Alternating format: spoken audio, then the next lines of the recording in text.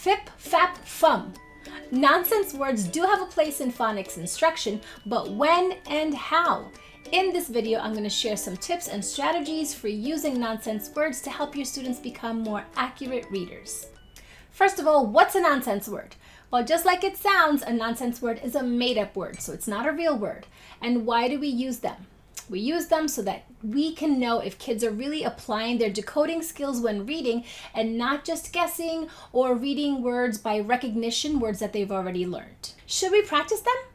Yes, but learning how to become the best nonsense word reader in the world is not our goal. Our goal is for them to apply their phonics skills, like I said before, to make sure that they're decoding accurately. So instead of just practicing nonsense words alone, I like to incorporate nonsense words with real words, and kids have to identify whether the words are real or nonsense. This enforces the idea that words have meaning and forces kids to make the connection between the meaning and the word, so they're not just decoding words and moving on. However, when you're assessing students and progress monitoring them, you can just use nonsense words because this will give us the evidence that we need to know whether they are or are not applying their phonics skills. So how can you practice this? There are so many different activities and they're fun. That's the thing about nonsense words, is they're not just great for practicing decoding skills, but they're actually fun because kids think that they're silly, and that just adds a little engagement to whatever activity you're working on. Here are some quick and easy activities that you can do whole group with your students. First, they can go on a real word hunt. Just simply write some real and nonsense words on the board or on chart paper and have your students find and circle the real words. Or you can write them along a path and have students read each word, crossing out the nonsense words. You can also have word cards and have students read the cards and give you a thumbs up or a thumbs down if they're real or nonsense. And you can also do activities with onset and rhyme and have students blend the sounds together or blend the parts together to read the words and then tell you if it's real or nonsense. Now, here are some important tips when using nonsense words. Tip number 1, always plan ahead and practice so that you don't have any curse words, especially with activities like onset and rhyme. It's very easy to make a mistake and not realize that you have something that sounds like a curse word until you're actually doing it with your students. So you definitely want to plan ahead. Tip number 2, be careful with words that sound like real words, but they're not spelled correctly. So for example, if you have S and you have ED, it sounds like the word said, but it's not spelled correctly. So we don't want students to think that's the correct spelling of said and think it's a real word when it's really not. So if you can, try to avoid those.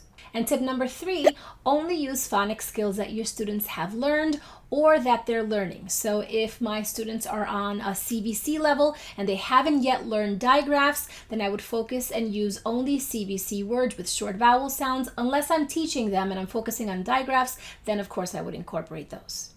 Now, if you're looking for some activities that are already done for you and ready to go, here are some that I include in my nonsense words pack. Now you can grab a free set of these. My CVC A set is free. Just look for the link in the description box below. And here are the activities that you'll have. This one's pretty simple. Students just read the word and they color in the thumbs up or thumbs down.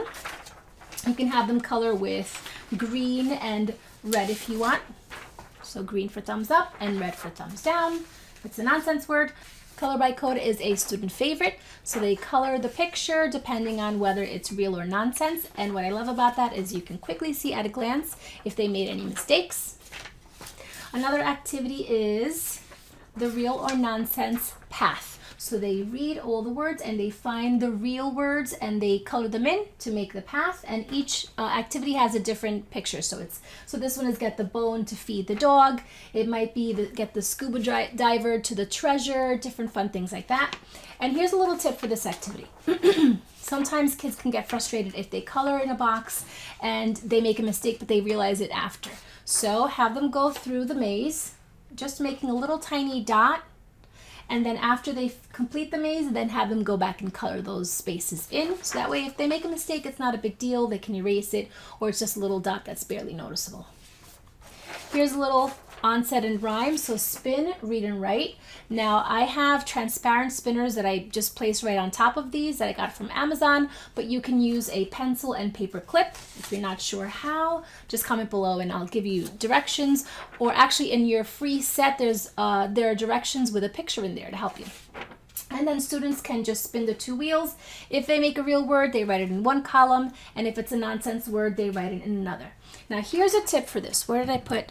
Okay.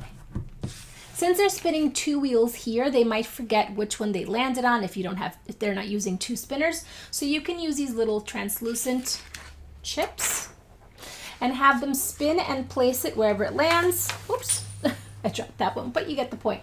So when they have spun 2 times, they should have 2 bingo chips, and that will help them know the 2 parts to blend. Next, we have roll and read race. So this is a really fun one.